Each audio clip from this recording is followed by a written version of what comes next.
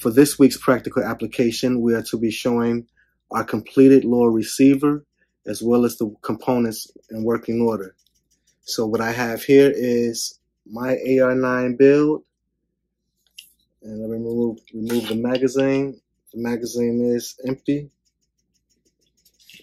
There's no live ammo in the work area or in the room near me or anything like that. The bolt is open and the chamber is empty.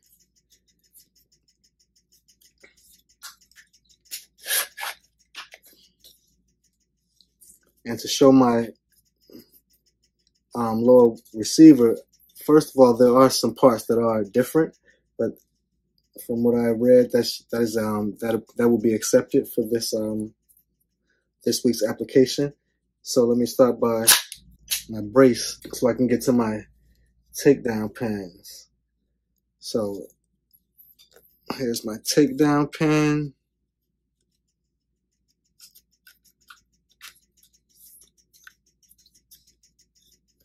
And here's my pivot pin.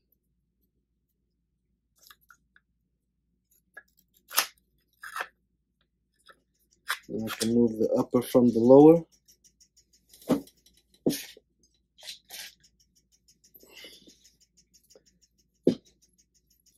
The magazine catch.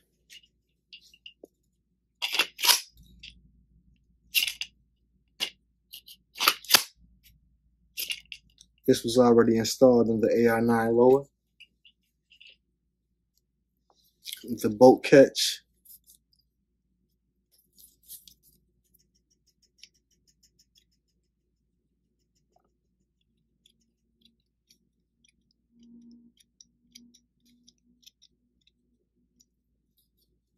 The buffer and the action spring. And this brace came with a proprietary buffer and spring. Came with a proprietary buffer and spring. See, it has the small buffer, but it is made for the 9mm. The weight is correct for the 9mm caliber. And it has a flat spring as opposed to the typical spring for the AR platform.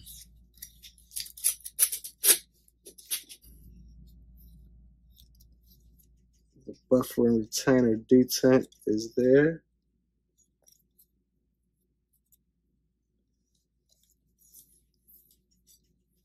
The safety.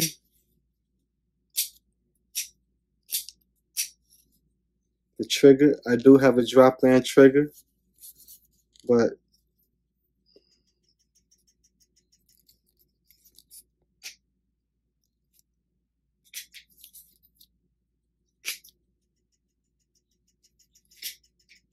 the disconnector.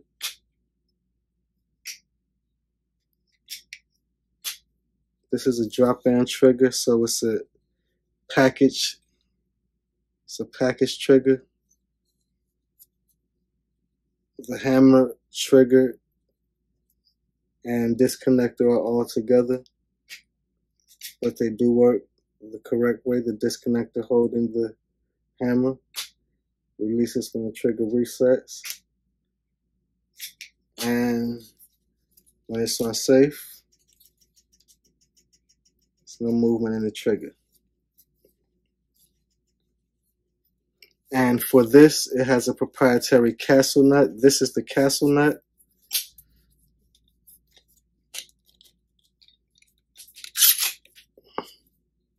This is the castle nut itself, and you can still use the same castle nut wrench to tighten it. This does work to tighten or loosen it, and it cannot be staked. It cannot be staked. So this is my lower receiver, Palmetto State Armory PX9 lower receiver with the Strike Industries brace, Palmetto State Armory match trigger, and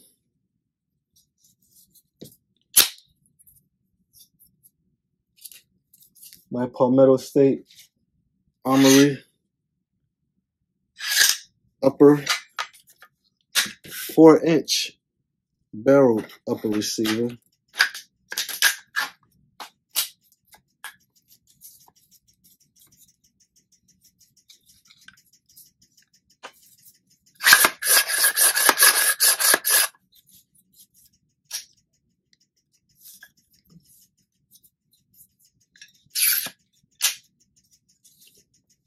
Thank you.